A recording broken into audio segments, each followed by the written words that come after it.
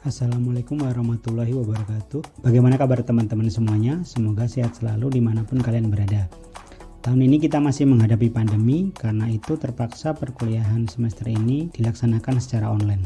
Meskipun begitu, semoga hal ini tidak mengurangi semangat teman-teman untuk belajar. Sebelumnya saya juga minta maaf karena keterlambatan memberikan materi perkuliahan. Baiklah, pada perkuliahan ini perkenankan saya menggunakan YouTube sebagai sarana menyampaikan materi dan memberikan tugas. Selanjutnya diskusi dan segala pertanyaan bisa kalian ajukan di WhatsApp group. Baiklah, segera kita mulai kuliah kajian teks bahasa Inggris. Kita awali dengan hal yang tentunya sudah banyak kalian ketahui, yaitu genre dalam literatur bahasa Inggris. Biasanya berbagai literatur tersebut ada yang membaginya menjadi 4 atau 2 genre. Bila dibagi menjadi 4, ada drama, fiction, non-fiction, dan poetry. Kita mulai dari drama, yaitu karya tulis yang disusun untuk pertunjukan teater. Fiction, tulisan yang menggambarkan kisah yang tidak benar-benar terjadi atau cerita rekaan. Ditulis berdasarkan imajinasi pengarangnya. Kemudian ada non-fiction, yaitu tulisan yang menginformasikan sesuatu yang benar-benar terjadi. Poetry atau puisi, bahan dalam bahasa yang bentuknya dipilih dan ditata secara cermat. Puisi ini biasanya bertujuan mempertajam kesadaran orang akan pengalaman hidup dan membangkitkan tanggapan khusus lewat penataan bunyi, irama, dan makna khusus. 4 hal itu bisa juga kita masukkan ke dalam 2 genre, yaitu fiction dan non-fiction.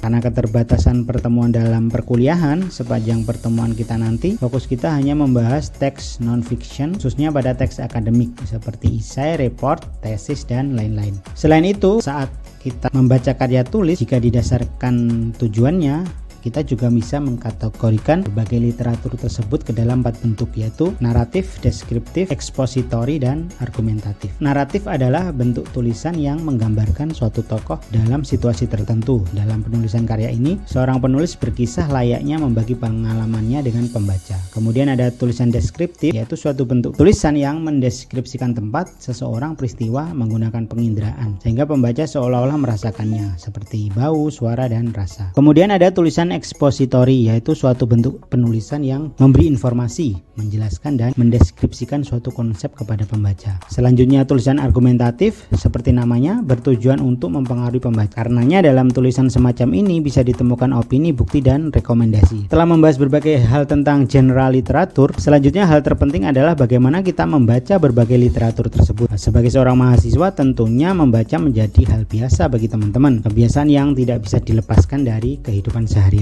Karena itu sekarang pastinya kalian sudah menjadi seorang pembaca ulung, seseorang yang terlibat secara aktif terhadap bacaannya, tidak seperti pembaca pemula yang hanya membuka mata dan melihat tumpukan kata-kata pada teks. Karena itu berikut ini harusnya menjadi sesuatu yang biasa teman-teman lakukan sebagai seorang pemulung atau pembaca aktif. Yang pertama yaitu selalu menggarisbawahi atau memberikan tanda pada ide utama tulisan yang dibaca. Yang kedua, menandai kalimat yang menjadi kalimat pendukung ide utama tulisan tersebut. Yang ketiga, memberikan tanda centang di sebelah informasi yang dianggap penting dan mereview kembali setelah selesai membaca. Kemudian yang keempat, memberikan tanda tanya pada bagian yang tidak kalian pahami. Kemudian membacanya kembali jika sudah menyelesaikan keseluruhan bacaan. Kemudian memberikan tanda seru di sebelah ide atau poin yang tidak kalian setujui atau saat menemukan hal yang mengejutkan. Yang keenam yaitu memberikan catatan di sebelah kalimat yang tidak kalian setujui dan memberikan alasan ketidaksetujuan dan kesetujuan terhadap teks itu. Yang selain itu, hal utama yang harus dilakukan seorang pembaca yaitu selalu mengingat 2 pertanyaan penting. Yang pertama adalah apa ide utama dalam suatu tulisan. Yang kedua, bagaimana penulis menyokong ide utama dalam tulisan tersebut. Untuk mengetahui hal itu, teman-teman melakukan beberapa hal.